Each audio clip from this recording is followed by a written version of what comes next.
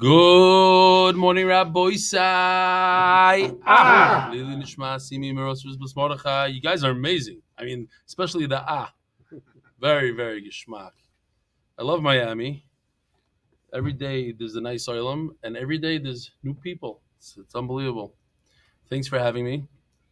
I was just telling the island that people come to Miami to warm up in the beautiful sun, the nice weather, and today was actually a very nice day. But Lekavod, my son, I don't want to fight with him. He said, listen, you got to do this thing called cold plunge. What's cold plunge? It's they cool up the water till, 30 degrees, 40 degrees, and you plunge in it and you stay there for 2-3 minutes. And it's very, very, I could see if you have it in you. So I told him, I said, I'll tell you, I did something harder than cold plunge. He said, what? What did you do? I said, I gave 3 shiurim after stepping off a plane without going to sleep. 3 shiurim in a row. That's harder than cold plunge. He said, no. So anyways, today I went with him to his friend and we did cold plunge. The guy has this machine in his backyard. It cools off the water even though it's Florida and it's hot. But I went in, stayed there for like 2.5 minutes. I said 3 shiurim was much harder. Much harder. It was tough. Why would somebody subject themselves to such a surah? They have scientific proof that it does this and does that. It's all sorts of stuff. Okay, Lamaisa, my knee still hurts and I still feel a little tired. Whatever, it works. Lamaisa, it works. Don't try it. It works. Somebody sent me this. So I was saying yesterday with the Saba Mikelam or Smisilabotka. So he said it a little bit better. He said the way he heard it from Rabbi Reisman, and this makes a lot of sense, the story now. Rabbi Yerucham Levovitz was the Mashgiach in the Mir Yeshiva, and Reb Shimon Schwab, Zeich Tzadik Levracha, the Rav of Washington Heights, said when he was a Bachar in the Mir, he had a special fund, Rabbi Yerucham, that you could borrow money to go home. So he came and borrowed money, and when he paid it back after Pesach. He told the Reshiva, thank you. So the Rabbi Yerucham, the Mashgiach, he told the Mashgiach, Rabbi Yerucham says, you don't say thank you when you borrow money. Okay. Year goes by. Reb Shimon Schwab needs money again to get home. So he borrows money. Goes home. His parents give him the money. Comes back and pays. So this time he doesn't say thank you. So Rabbi Yerucham says, wait a minute. What happened to Hakar Satayv? So, but the Rav said you're not allowed to say thank you. So he tells him, it is certainly forbidden for you to express any verbal thanks, but the feeling of gratitude inside you should have been so strong that it would have been hard for you to remain silent. I didn't see you experiencing any struggle to remain silent, and that is what I want to see next time. I want to see that you have Hakar Satayv. You just don't say thank you because of the halacha. Boys, I hear. This was on statuses, MKY. On a sidewalk in Miami Beach, a voice rings across the world. Rabbi Eli Stefansky and Yidden learning a black Gemara. So it's very nice, but it happens to be I was eating pancakes at the time. I wasn't really learning Gemara. That's my son over there on the right. And he asked me to join, whatever he says. He's not my balabais right now, but, he told me to breakfast, plunge. I'm here for him. Whatever he says. All right. Turns out that my final day here is Sunday, and I have a 1:00 flight. So somehow I have to prepare a shiur. I have to give 2 shiur on Motzei Shabbos, then prepare the shiur for Sunday and give it Sunday morning before 10 o'clock in the morning. In other words, be done by 10. Prepare, be done by 10. I don't know. So maybe an all-nighter. And then it's a flight that you can sleep on. It's sleepable, that flight. You get to Eretz Yisrael, it's again night. So what do you do? No, it's early morning. Morning. It's the Motzei Shabbat flight. You get in at night. You'll be at 7 a.m. You'll be at 7 a.m. on Monday. Oh, that's better. I'm not going to make shiur over there, but I'll have the Hebrew shiur. Okay, great. See anything else over here? No. Oh, so the Koil of the Week sponsored by Shlomo Rubenstein in honor of Shmuel Pesach Rubenstein becoming a bar mitzvah, Mazel Tov. The Masechta sponsors for the unity of Am Yisrael. The parents of Shprintzy and Avrumie Gross, the Nishmas, the yahrzeits of our fathers. Shlomo Zalman ben Yitzchak, Aייziek, Zechariah Levracha, Benimin, Aייziek ben Tzvi Hirsch, הכהן, Zechariah Levracha. Parents of Chodesh. The Nishmas, Zechariah ben Moshe, the Nishmas, Chaya bas Yosef. Parnas HaChodesh Ahron Fraiman, it should be a zechus to rebellion for continuing siyadta dishmaya and teaching Torah to Klal Yisroel. Parnas HaYoim Peter Merker, in memory of Hannah Merker, Chana bas Eliezer on the yahrzeits. The Shalom should have an aliyah. Parnas HaYoim Refua Sheleima for Sara Leah bas Hinda Rochel, and for the return of our hostages. Parnas HaYoim, the Miles family, Eli Nishmas, our parents, Yaakov ben Eliyahu, all of us Shalom and Dina, Bas Naftali Yoina Hertz, Aleho Hashalom. Also, one of my very good friends, a big friend of MDY, asked me to learn the zechus a certain person and to remain anonymous, super anonymous. I'm doing that for him. And Art of the Month Anonymous for the zechus of an easy childbirth for his daughter and a healthy baby. So Rabbi Isai, here's an interesting question. My son that lives here, you can speak to him about it. He bought Bitcoin back in the day, years ago. And he put the number, the Bitcoin number, in a book. The only problem is he doesn't remember which book it is. And we went through all the books in our house in Chicago, we can't find it. So here's the question. Somebody has $3 million worth of Bitcoin, and he shows his friend, here, you see this long number, that's how you access it. And the guy goes and destroys the number, takes it from him, rips it up, throws it in the toilet. That's it, done. $3 million in the toilet. You chayiv or you potter? Anybody? Chayiv, why? Yeah, but he didn't. So what? He didn't steal anything from him. He didn't take anything from him. Is there a way of... What is that called? No, what is that called? Grama. No, and shtar, if I burn a shtar, what's the halacha? It's a grama, isn't it? What are you saying? Grama. Why is that grama? Because nobody calls it, he can't claim. He didn't destroy anything. He's right. He's right. It's a grama. It's grama. And today we're going to talk about grama. You're causing damage, but you didn't do direct damage. You didn't burn his Bitcoin. You took away his ability to find the Bitcoin. That's grama. I burnt his phone, and on the phone he has the Bitcoin information. That's a grama. He caused it to be lost. We're going to learn a lot about that today. Says the Gemara, holding the Tzadik Ches Amud Aleph, 5 lines down. Amar Rabba. This will upset you, this halacha. If Bitcoin you didn't get, you're not going to get this one. Amar Rabba. Hazarek Madbeya Shechaveiroi Liyam HaGadol. You take your friend's coin and you toss it into the ocean. Potter. You're potter. My time, Omar. Hamanach Kamach. Here it is. It's right in front of you. Just go down 100 feet and you can take it. Iboyis Shakle. If you want, you can take it. Vahanamili Bitzlulim. The Kochazile. So, first of all, we're talking about this. Talking about a sugya of grama b'nizakin potter. This is to cause damage. Now, this is severe. He takes his coin, tosses it into the ocean, and says, "You see, it's right over there. Go get it." Now, I don't know how to go down to the ocean. I can't go down 100 feet. So what's he going to have to do? He's going to have to get one of these guys to take care of it. He's going to have to get a diver. Okay, so I caused you to go get a diver. But your money's right here. Interesting. Now, this is a Maisa Shahaya.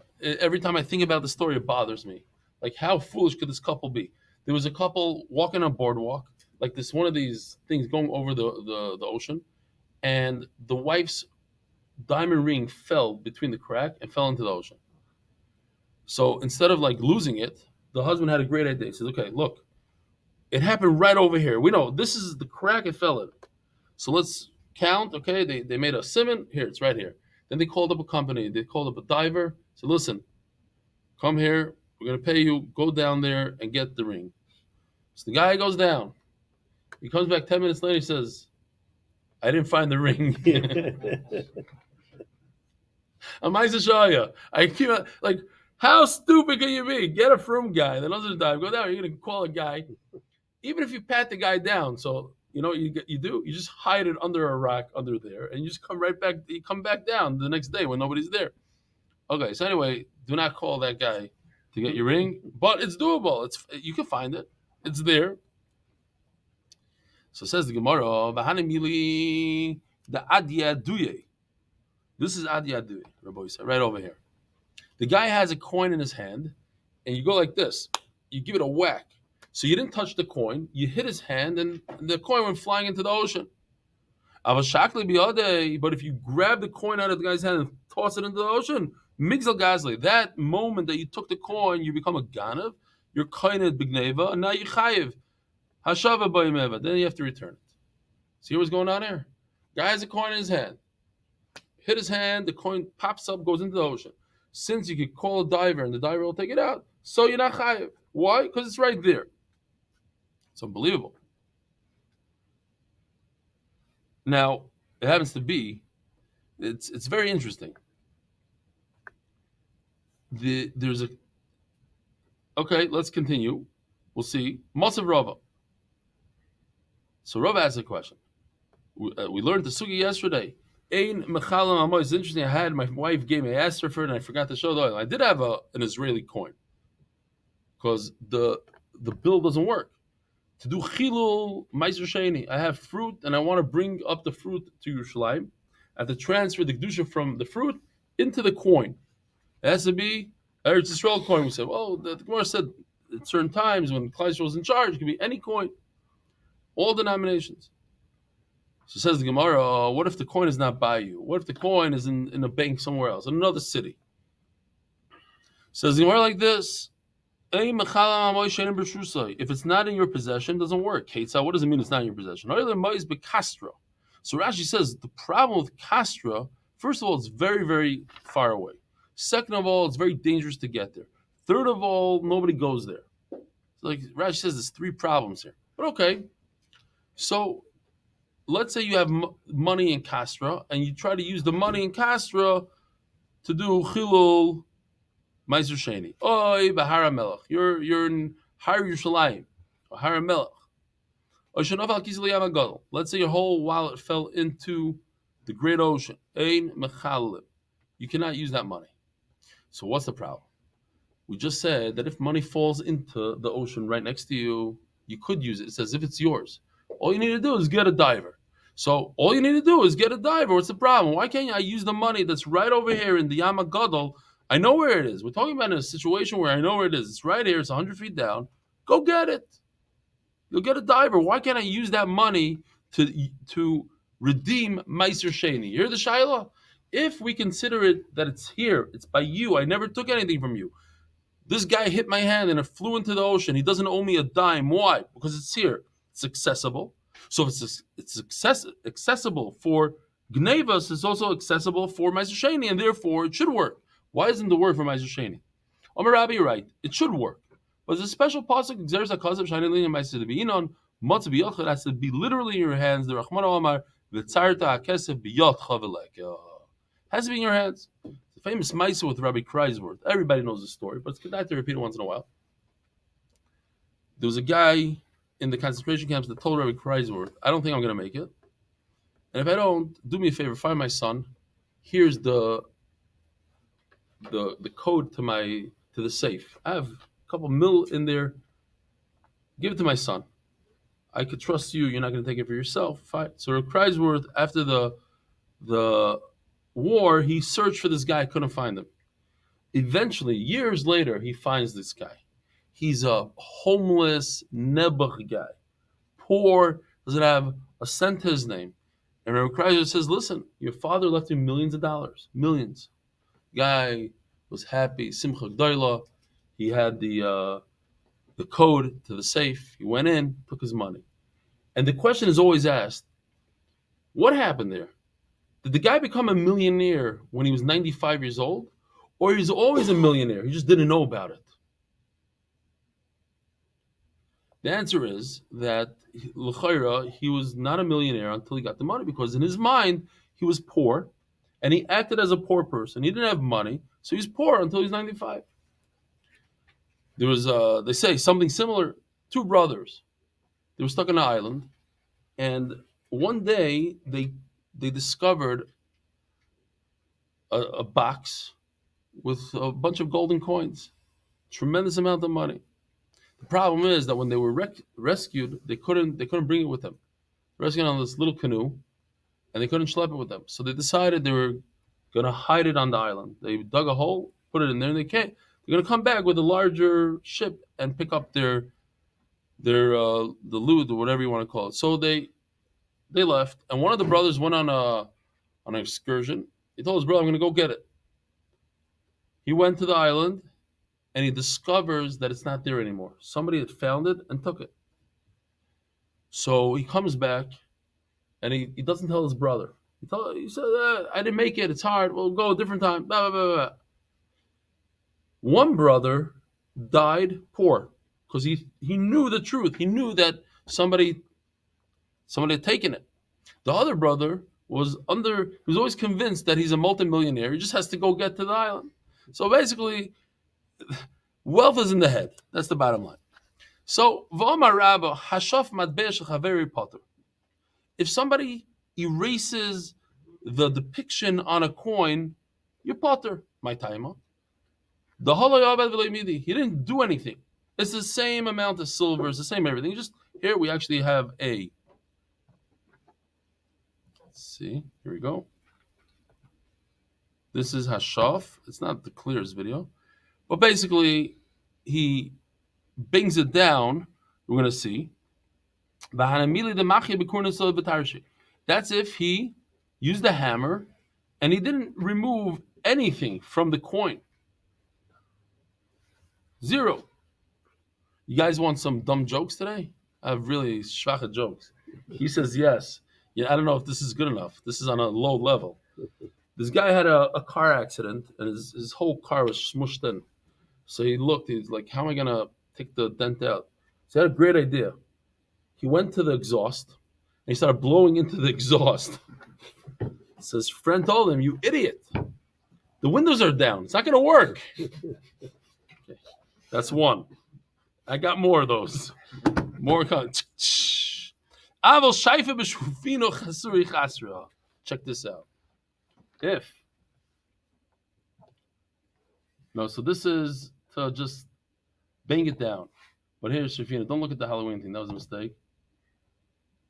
Oh, it still says Halloween? No, okay, no.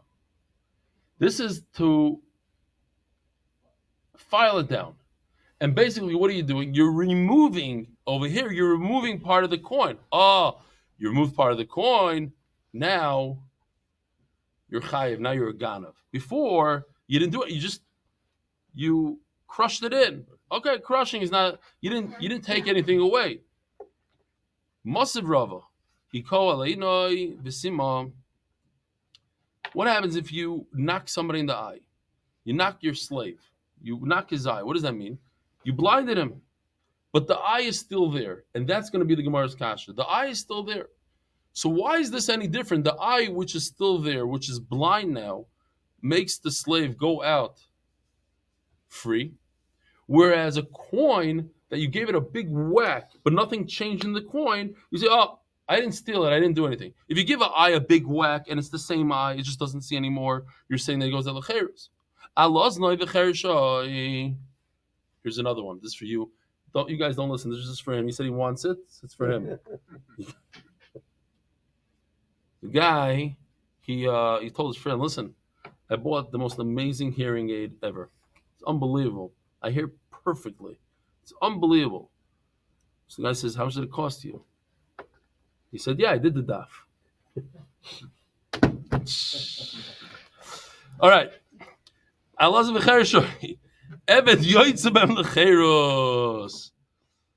Wow.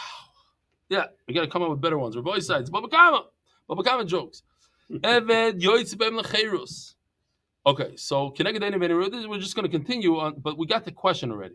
If he didn't hit him in the eye, he made some crazy noise and the whatever it was, the sound off the wall made him blind. The bottom line is, blinding somebody without changing anything in the eye or the ear, he goes out the cheres. Why is that any different than banging a coin and not changing the coin, which it doesn't become yours? So it's not true. If a person makes his own father deaf, we kill him. And this is Parshas Shavua, and there's a number of things on this daf. If I forget them, just remember, even Eved, is in this week's parasha. A lot of things in this week's parasha. You'll see. It's going to be unbelievable. The whole parasha is going to come to life. We're going to remember all these sugis that we learned. How did he become deaf? Through the tipsa the dama naflas lebeune, a drop of blood fell in his ear. In other words, that's why when somebody makes somebody blind or deaf, there's a real damage that occurs in the body. Whereas hitting a coin, there's no damage. There's nothing happened. I made it. I took away the picture or whatever, but it's still there.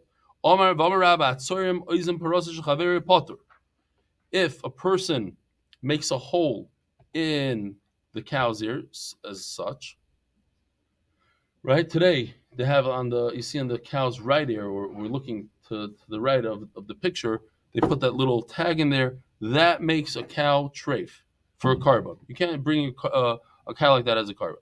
So a guy who walks over to his friend's cow and punches a hole through the ear. Did he cause damage or not? Now he can't bring it as a carbon. What kind of damage is it? So, how much was the carbon? How much was this cow worth before? And how much is it worth now?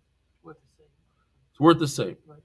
I also thought like you. Don't feel bad. I also thought like you. I'm like, I don't understand. That's the chiddush here. These are cool chidushim. Hoisa that what that soyer moizim parazish chaver potter. My taima para kede kaima.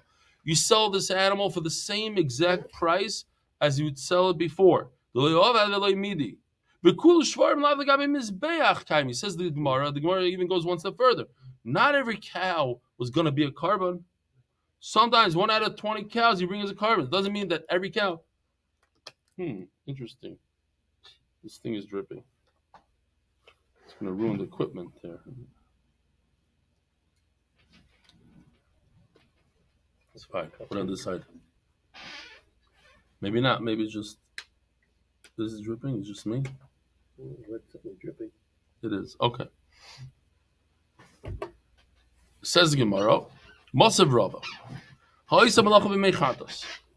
So we know what mechatos is. Mechatos, in time of the Gemara, in time of Beis Hamikdash, a person became tamei. The only way to get out of the tumah is to get sprinkled with water that comes from a mayan, and in the water they mix the ashes of the paraduma. So first you need a paraduma. The paraduma we know can't have any malacha done with it. You can't work it.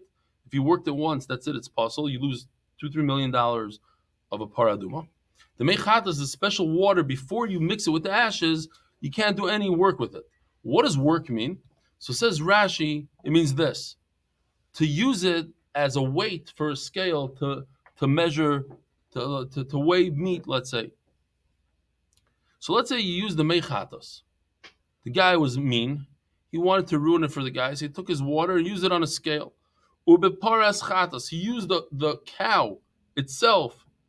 Here's a picture of a paraduma doing work. That's it. Asher loy Allah aleh oil. That oil, you see that? That's the yoke around its neck. That's what you're not allowed to do.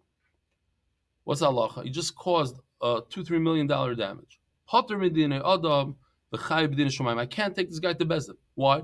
Because what do we call this? A hezek she'enoi nikir. Says the Gemara.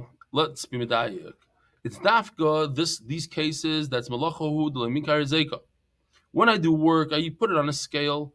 If I show somebody the water after I put it on the scale, he'll never be able to tell that this water was once used as a weight. It looks identical to this water in the bottle right over here. Nobody could tell the difference. Avot soyrem, but when I create a hole in a cow, the minkar ezeka, everybody sees that there's a hole. Hachenami de mechay b'dinei adam. L'chayra, that case should be a case that you're chayav b'dinei adam. And if not, you should say the much bigger case. Why are you telling me a case that you can't see the damage? Give me a case that you could see the damage and you potter b'dinei adam. Isn't that a bigger chiddush? No. You got it wrong. Creating a hole, you potter b'dinei adam. You can't bring him to Bezdin like we said before. So then why are you telling me a case of water of a paraduma that you can't even see the damage? Or the paraduma itself, you can't see that you worked that animal, but yet you caused a $2 million damage. There's a huge chiddush here that even though there's no hezek that you could tell, you should know you're going to get paid in shamayim for this. Hashem will take care of you. That's the chiddush. Here's the halacha. If you burn your friend's star, it says on the star, Reuven owes Shimon $1 million. You go ahead and you burn it. Now Reuven says, I don't owe you money, prove it. Well, I had a star. Too bad. If you could produce the star, I'll pay you. You can't produce the star, I'm not paying you. Potter. Why? I'll pay you for the paper. That's it. I'll pay you one paper. How much is the paper? 10 cents. I'll pay you 10 cents. I'm not paying you $1 million. Yeah. He is. All these things, Yechai B'din Shemayim. Yeah. Says the Gemara, Matzvilo Romi Bar Chama. Hey Chidami. Now I got to say the story. I don't know if I said it in the Hebrew, only in the Hebrew shir, only in the English shir. I only said it in one of the shir. But I got to say, even if I said it, I got to say it again. Because just last week, a very imposing figure, a guy, a really strong guy, physically, told me the story about himself, that he was in yeshiva in New York, and the Rebbe said, go read the Gemara. So he starts reading the Gemara in front of the Rebbe, and he says, hey Chidami. So he says in front of the whole class, maybe it was the principal, he says, you're a dummy. You're a real dummy. He said, hey Chidami. He says, you're a dummy. And the guy wanted to bury himself. He said, he never felt more ashamed in his life. And it caused him serious trauma for many, many years. He says throughout his whole yeshiva, he felt like he's a real dummy, and Gemara was just not his thing because the principal in front of the whole class embarrassed him like that. And he said that he overcame it to the point where, I didn't say this in shir. I did. He says no. If I said it was within the last week or so, but I said it in one, but I think I said it in the Hebrew one. He said that at his chuppah, he gave this guy a bracha. Why?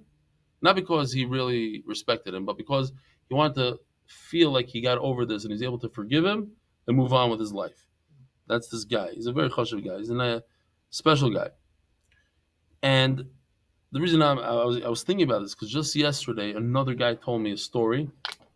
The guy was telling me, so that he used to play instruments by I don't want to give too many details to give it away, but it's a guy that almost everybody knows him, and he played instrument by like a wedding, and this is over 10 years ago, maybe more, and a guy came over to him in the middle while he was playing, and embarrassed him in front of the whole let's call it a wedding, embarrassed him in front of the whole wedding, pulled the plug, and just did something terrible to him.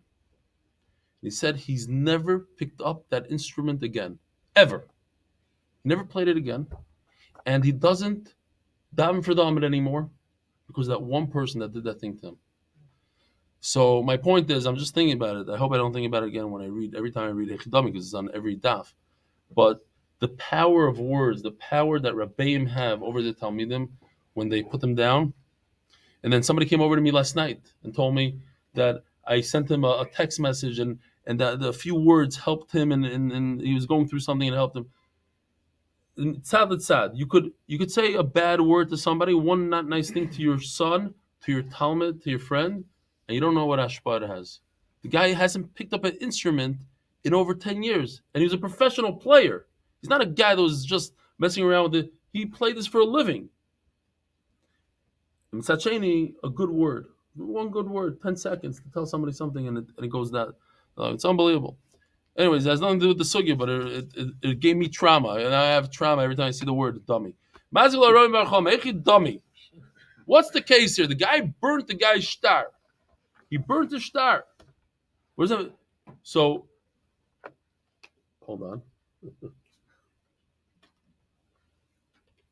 He burnt the star, and you're saying he's potter. So it says Gemara, what is the case? Tell me exactly the case. If there's Adim that could testify that Reuven owes Shimon $1 million, so what's the big deal? So we have Adim, so they could rewrite it. If there's no Adim, Anan Minoy Dinan. So what good is this? The original star. So and the guys over here in the Tzion, they say not like they changed the way Rashi learns it. The guy that burnt the star, he believes the guy that had the star. He believes him. Nevertheless, he cannot collect with it, and therefore you would think that he's high, but he's part of this grama. The Tzaddik Chazam is based sponsored by Greg Haber for the success and safe return of our chayalim and hostages, for the zechus for Klal Yisroel. And now every day they come out with new numbers that at least 30 of them are dead. These hostages, and for the way the Hamas is talking, like they don't care anymore. Who knows how many are still alive? If they had a lot of hostages, maybe they would be doing a deal. I don't know. It's very scary, but we have to keep on davening and keep on learning more Torah. Omar Avdimi bar Chanina. This idea that if you burn somebody's document that says on it that so and so owes him money, you burn a star. Machlokes is whether or not you have to pay. Don't get nervous with these words. Very simple, and we had this in this Masechta a number of times.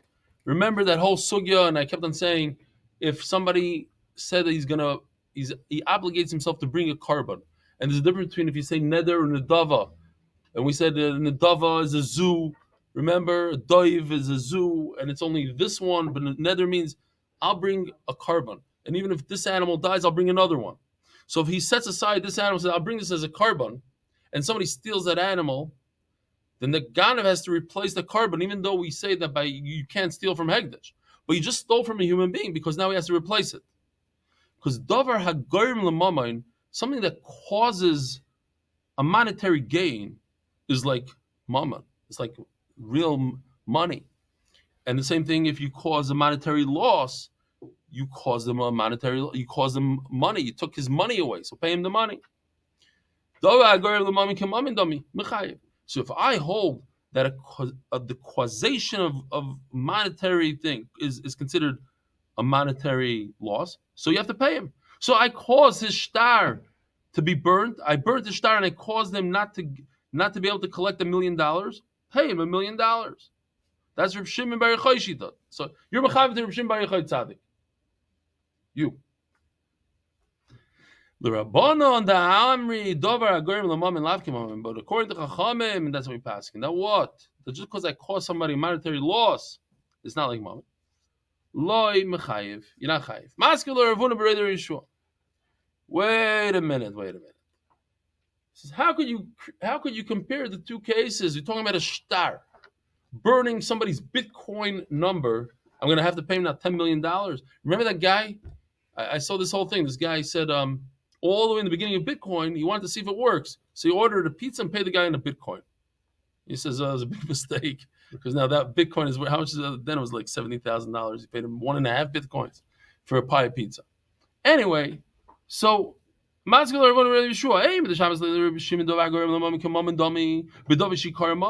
something starts out as cash, like an animal, as a carbon, great. Our favorite case, we've been talking about it a lot lately. You steal a pie of pizza before Pesach, a big tzaddik, your neighbor, comes and sees your pie of pizza sitting around, the one that you stole, he burns it. Why does he burn it? Because it's time to burn chametz. B'moyed, it's the time to burn the chametz. Potter. He doesn't have to pay you for the pie of pizza. Why? Everybody's a chiyuv. And if he sees your pizza sitting around, he has to burn it for you. La'achar Pesach, why is he coming and burning your chametz? Machlokes Reb Shimon Rabbanan. The Reb Shimon do amar davar agorim l'mamim k'mamim dami chayiv. The Rabbanan da amar davar agorim l'mamim lav k'mamim dami potter. So the point is, that's a pie of pizza. A pie of pizza had value beforehand. How much is a pie of pizza today, everybody? I have no idea. $20. This schlecht. When I was a kid, it was $8. No, it was even less. It was 75 cents a slice. Then it went up to $1 slice at Mendelssohn's. It was $8. 20 is cheap. 20 is cheap, probably. Even how much is it in New York? Even over here, it's 25, 30 bucks. Wow. Okay. It was worth $30 before Pesach. So I had something that was ikari mammon. It had a monetary value. And I went and I burnt it afterwards when there was Asr Bahana. Okay, but it started out as something that had value. How much value does a document have when the document says so-and-so owes $1 million to so-and-so? It has zero value. It has the value of the ink and the paper. But it's not a valuable thing. So how can you compare the two cases? But something like a star that has no value, no intrinsic value. Yes, for you it's very valuable because through it you could get money. It's a check, like today's checks. I don't know if it's the same thing, but something similar. Mi amrina. How can you compare it? Oh, so now the Gemara sticks in a new word called garmi. It happens to be that in the Shulchan Aruch, it seems like Rashi, just to make it simple, Rashi says grama and garmi is the same thing. Okay, but others don't like that. Yeah, what's the difference? Why do they say garmi? It's grama. In Siman Shrimpei Vav, when it talks about, it gives a few lines over there. It talks about this case, mat chametz, pesach, and there's 4 amudim of shach. You've never seen so much shach in your life. And then he says another few words and more shach, another 4 pages. The difference between grama and garmi, and when do you say grama, when do you say garmi? And then he says, yes, I know people say that Rashi thinks that grama and garmi, I say that Rashi didn't mean it. He gets a whole long arichas over there. Ayin Sham, I think it's a record in how much shach there is on one Shulchan Aruch. The bottom line is, we're not going to get into it. If you say that it's a grama, and when somebody causes damage, he has to pay. So he has to pay now whatever it says in the document. It's $1 million. He has to pay $1 million if he burnt it. If you don't go with that, then all he has to pay is one piece of paper, but not the $1 million. Says the Gemara, there was a story of a Chafye Rafram the Ravashi. Rafram forced Ravashi va'agbibei kikeshura letzalma. Says Rashi, Ravashi was a young kid, and he caused damage. He burnt somebody's shtar, and Rafram made him pay when he got older. We learned that if a kid does damage, he doesn't have to pay. But lefnim mishur sadin, to be yahrzeits, the dishmaya or whatever, right? Who just asked me? Dishmaya, you asked me. But even a kid, dishmaya has to pay. So it's kedai to pay up. When you're adult and you did damage, you think about all the windows you broke playing baseball and your neighbor, this, that, pay up. Okay. Is this equal to all stars, or depends on how people trade it? What do you mean, the marshal? We decide, like the Bitcoin, we decide that this is not just like I owe somebody $1 million. Everybody agrees that the star has a value. It has to be a star that you could collect with it.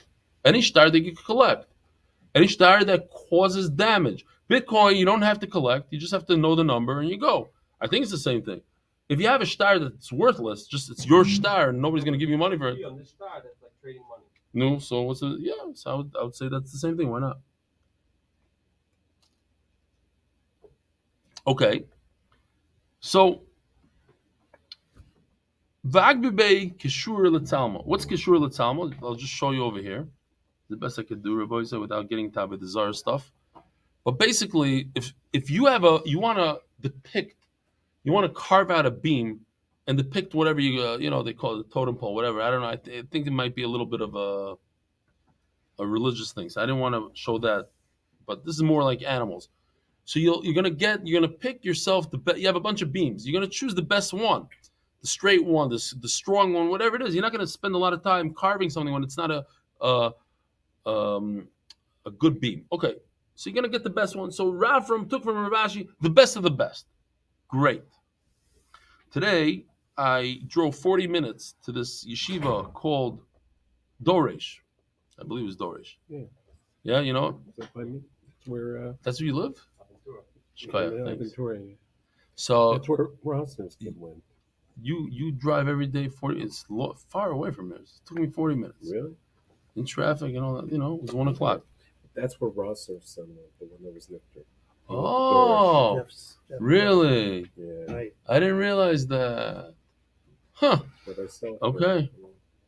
So no, I have a nephew there. Yosef Chaim Fleischer is there, and I went to give him chizuk, and so they asked me to speak there. I said, I don't really speak in yeshivas, but covered my nephew. Yeah. So there weren't that many boys there, maybe 10 boys. So I'll speak for 10 boys. So I told him this story because it reminded me when I was learning the sugya here. It reminded me of the story. Ravashi, this is Ravashi, right? Ravashi, he wrote the Gemara. But when he was a kid, apparently he was a little bit on the wild side. He burned people's things down.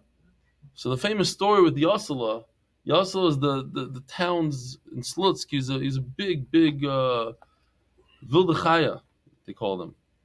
You know, he went around damaging and beating up the people and this and that. And one day he climbed up a tree, and he looked into somebody's house, and sure enough, he sees a father whacking his son. Patch. And back in the day, it was okay. And it's not okay, but that's what everybody did. It was the minhag hamakam. And he heard the father telling his son, "What you want to grow up to be like Yosela?" And Yosela was devastated. He's on the tree, and he hears this, and he couldn't believe it.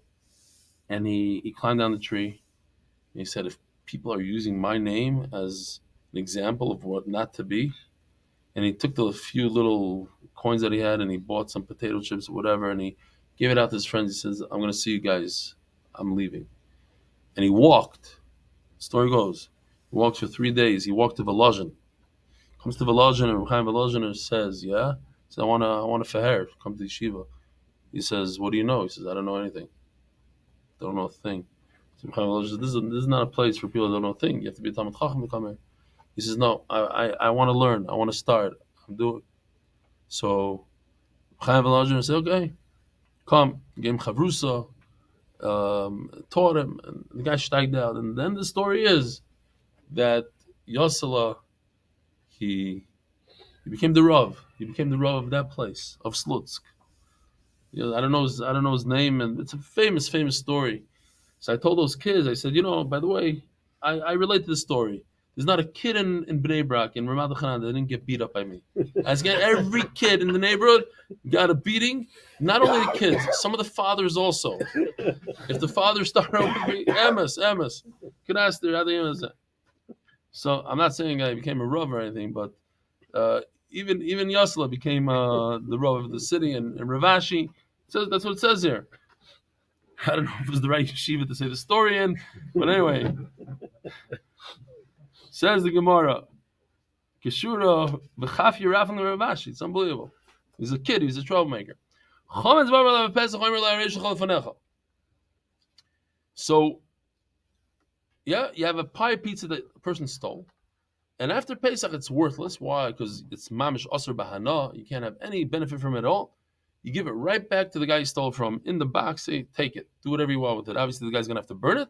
You're yahrzeits, the mitzvah of Says the Gemara, it's interesting. The next, I don't know how many lines that I didn't count, but it's a massive sugya, and we had it word for word in this Masechta. It's Pashat Chazara. Daf Memhei. You look it up, it's word for word. Who's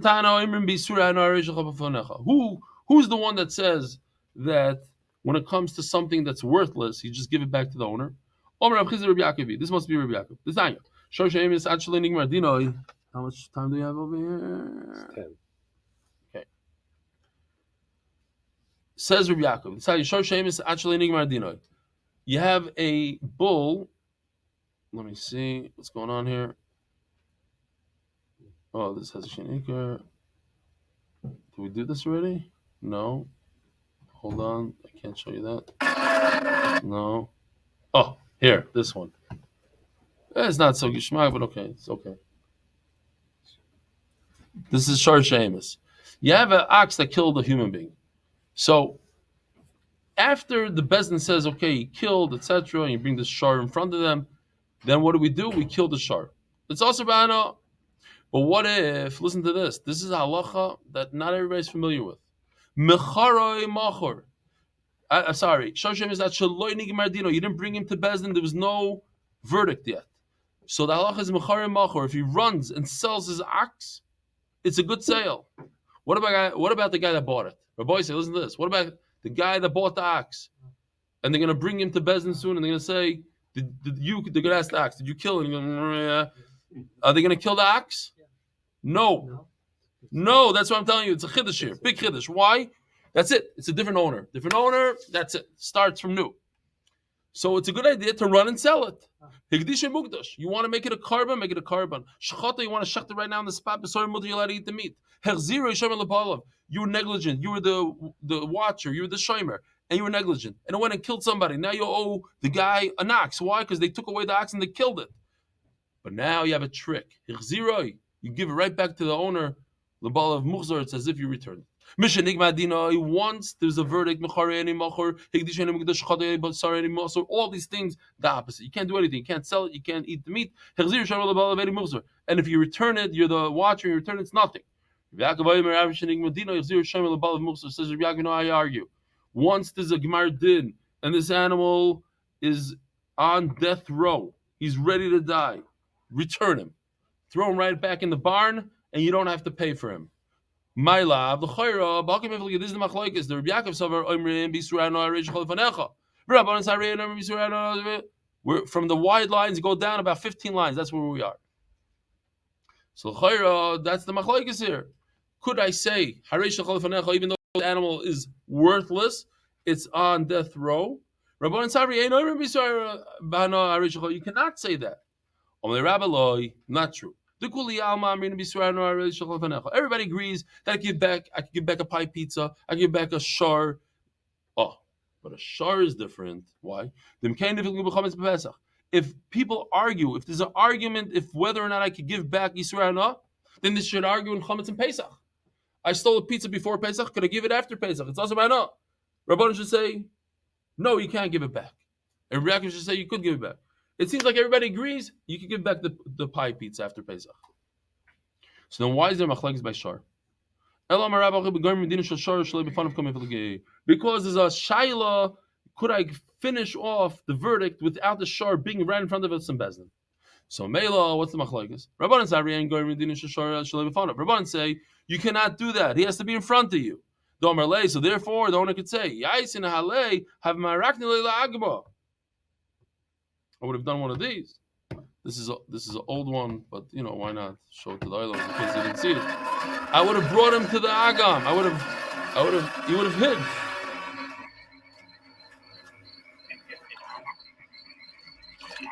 You guys remember this one? Yeah, Chazara. The whole sugi is Chazara. So, you hear this? What? Since the shar has to be in front of Bezdin, and if he's not in front of Bezdin, I could have hit him. I would have brought him to the swamp. Hashtem Misarte, why, now that you gave him over to Bezdin, you gave him to people I can't even talk to, I can't have a discussion with. It's your fault that he's dying. I could have hit him. Rabbi Yaakov says there's no excuses here. It doesn't matter if you gave him over to Bezdin or not. Regardless, they would kill this ox. I could do a verdict without him being there. What did I do to you? So if at the end of the day, have a guy they would have given the verdict even though he wasn't there, so I didn't cause you any loss by giving him over to Bezdin. Says the Gemara, Rav Chizda bumps into Rabbi Shmuel. Did you learn anything special when it comes to the sugya of Yisrael or not? Omar lay in. Yes, I learned something. Tanina. It says in the pasuk, "Elisha return the theft." So the question is, what's the double lashon? Should return the theft which you stole. Of course, you stole. If you're going to return a theft, then you stole it. What's asher gazel? Yahzer is coming to teach us you should give it back exactly like you stole it. Mikan Amru. That's the sugi we had yesterday. You stole a coin and they took it out of circulation.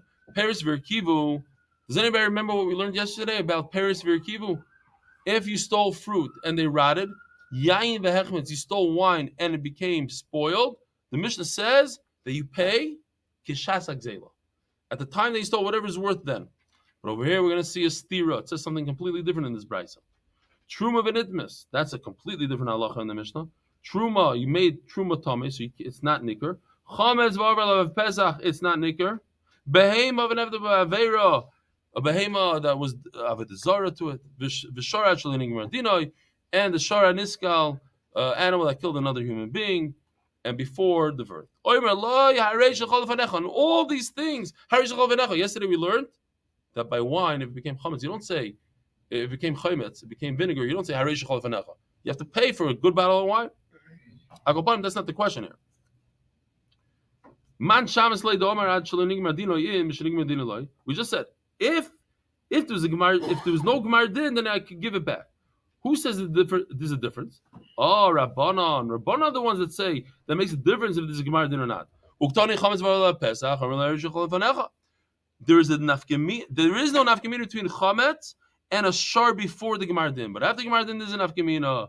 Only a shar there's a machloikes. Oh, so what do you see? That everybody agrees that when it comes to isura hana, I just say hiresh lefanecha. When it comes to a shar, that's where there's a machloikes. So if so, this price is not like you. Okay, you found this price, huh? Don't tell my talmidim. Says Rashi, don't make fun of me. How could a Rebbe make such a big mistake? You hear this? Can't read this. 50 minutes? Okay, that's not so bad. So let me ask you a question. What do you mean, don't tell my talmidim, don't make fun of me? It's Torah. You have to be real when it comes to Torah. You have to be true to your talmidim. You have to say the emes. I made a mistake. Chatasi. I forgot a brisa. What does it mean? So the Rabbeinu Chananel and Erevin on this kind of Gemara says, beautiful pshat. I liked it a lot. I asked my chavrus this question. What do you mean? She says, oh, remember I told you there's a Rabbeinu Chananel and Erevin. Yeah, no. Rabbeinu Chananel says, what he meant to say is, don't tell them. I'll tell them. Now it could come out, Gishma, he's the Rebbe. He made a mistake. He says, oh, by the way, tell me them, come gather. You know, I came across a brisa, and it says, not like I said. And now he looks Gishma. Don't you tell him, hey, your Rebbe messed up, and here's a brisa. Then he won't look so good. That's what he meant. If you stole fruit and they rotted, it's unbelievable. By the way, I just remembered, I was in Costco. A guy shows up there with rotted fruit. Says, you have a policy, you take your... Gave back rotted fruit, and he got a credit. They couldn't say a word. They were really upset at him. But a policy is a policy. So, yeah, of course, they threw it in the garbage, but they gave him his money back. Never happened in Israel. That's why there's no Costco in Israel. That's why there's probably no Costco in Lakewood. Okay. I'm sure there's 3 of them over there. No, they said there's certain stores that they're blacklisted over there.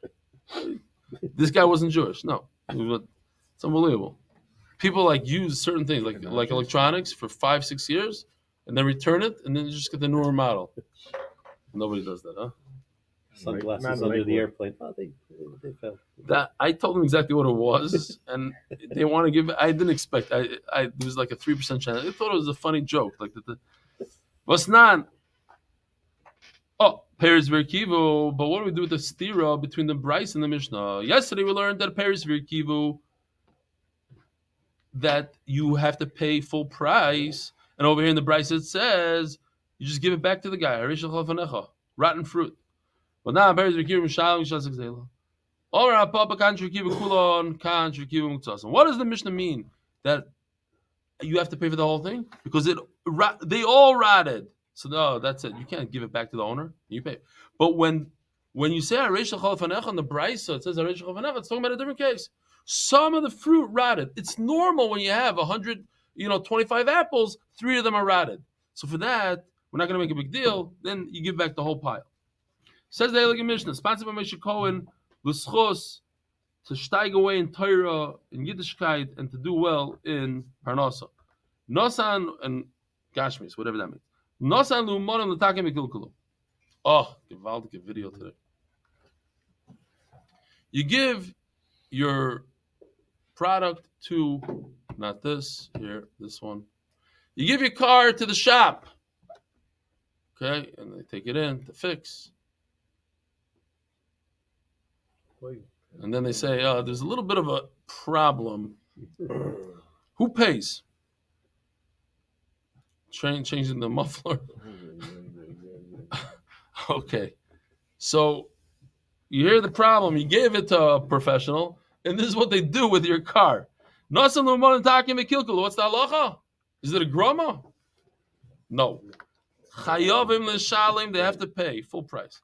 Nasan l'charash, they gave the carpenter shida teva migdal, the taken, to fix. What's a shida teva migdal? Once we're here, this is what I had when we were learning Shabbos and Eruvin. I got this depiction from Pirush Chai.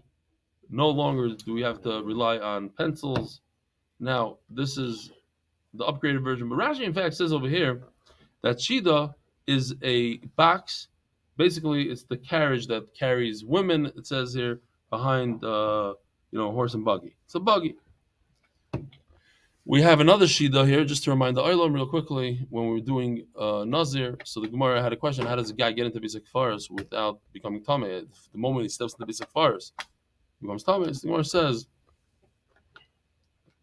this is back in the day, it was a little rudimentary, but it's better. This guy came in a box, and he sawed off the bottom of the box. Then, just to remind the Olam, another Shida that we had.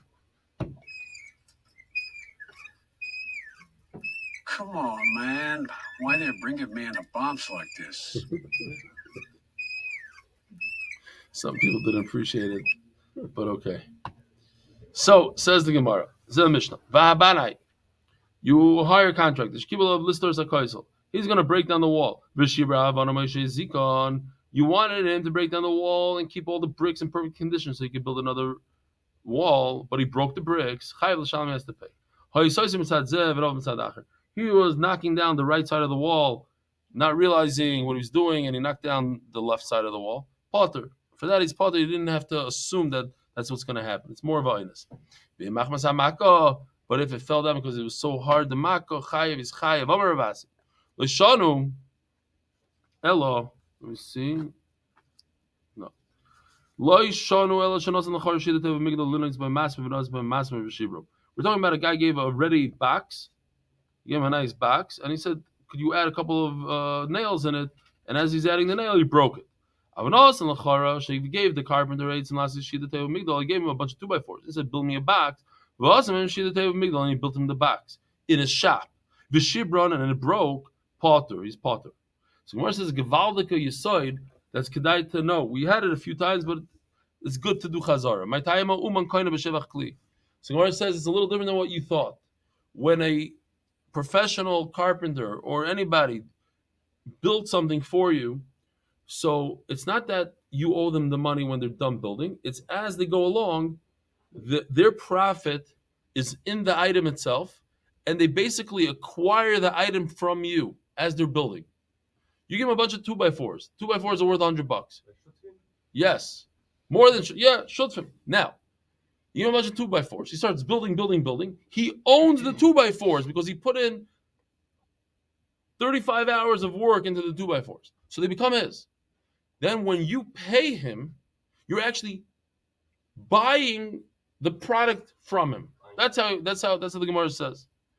So, Memela, who broke it? The carpenter broke his own item. He built a table with your 2x4s, and he broke the table. He said, oh, it's a beautiful table. Let me break it. Pach. Breaks it. So I was thinking, it's not like in MDY, I want to put down like this, the acrylic, that stuff they pour, the epoxy. The epoxy with the wood. I like that stuff. I want to build one of those, but I don't know who does it in Eretz Yisrael. I need to find a guy. Over here in America, you get a table that wide, it's like $30,000. It's not that much. It's a bunch of epoxy and wood, and it's a lot of man hours. The guy sees it, he likes it. It's a beautiful epoxy table. Takes a hammer, poof, breaks it. Whose table did he break? It's a very interesting shaila in logic. Who owns the table? He built it for Reuven. Is it Reuven's already? Or no, we say it's the carpenter's until he delivers it. It's his. It's a shaila. How do you look at it? So you could look at it as the carpenter's 100%, even though he received all the materials, the epoxy, the wood, everything, he received from the owner of the table. But because he put so many man hours into the table, it became his. The wood became his until he gets paid for it. Tanam, but what about our Mishnah? He gave it to the professional to build. Our Mishnah. And he ruined it like the car. He gave the car to Chayom Mishalem. My love, the Yavlu waits him. Isn't talking about it. He didn't give him a car. He gave him a bunch of wood. And that would be a raya that even though he got wood, he's chayiv to pay. Lo, he got a ready-made product. He was just asked to fix it up a little bit. Shida Tevu Migdal. It was finished. Says the Gemara, I thought about that answer. Why do you think I thought about that? Because it says in the Mishnah another case. Case number 2 is Shida Teva Migdal. Michlal the Reisha, case number 1, must be a different case. If you tell me a case of a ready-made product, so what's the case before that? A non-ready-made product. Michlal the Reisha hates him. So Gemara says, no, I could get out of that question. How? Amri, Parushika Mefarishla. In fact, it's only one long case. It's not a case of wood and then a case of ready-made box.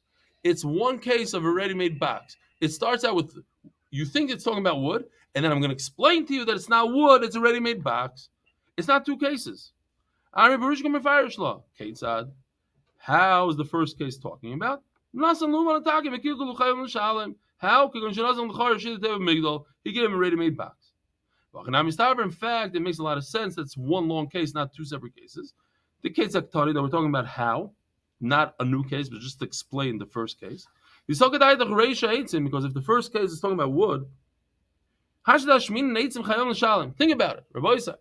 If I give somebody 2x4s and he makes a table and he breaks the table, he's chayav 100% for the table. So certainly if I give him a ready-made table and he breaks the table, of course he's chayav on a full table. If I give him just the material, he has to pay me for a full table. So if I give him a whole table and he breaks it, of course he's chayav.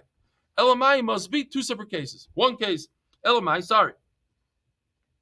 It cannot be 2 separate cases because it doesn't make sense to say 2 cases, which one is not even a chiddush. If I raise to the first case and 2x4s, the guy has to pay for a full table, even though he received only 2x4s. You don't say that he became a partner. So certainly the second case. The Mishnah had no reason to say a second case. So Elamai, it's one long case. It's one case that a guy brought in a ready-made product like a car, like a table, and he says put in one more screw, and he broke it. He has to pay for it. So the Gemara, no, that's not such a great raya. That's not such a great raya. No, in fact, it's 2 cases. But I had to say a case of wood, and I had to say a case of a ready-made table. Because it doesn't say in the Reisha that it was wood. So maybe you'll say that the Reisha is talking about a ready-made box. But wood not. That's why I say a second case of Shida Teva Migdal. I tell you a case about a ready-made box. Therefore, I know that the Reisha is talking about a guy came into the shop with just the ingredients, not the ingredients, what's the word? The material, thank you. And even so, when a guy comes in, listen to this. The guy comes in, I could say that the guy comes in just with 2x4s and a bunch of screws to say, make me a table. And the guy makes him a table. And now the table is worth $10,000. And he breaks it, he has to pay the guy $10,000. That's the chiddush. I could say that. Rabbi Isai, have a wonderful evening, a wonderful day.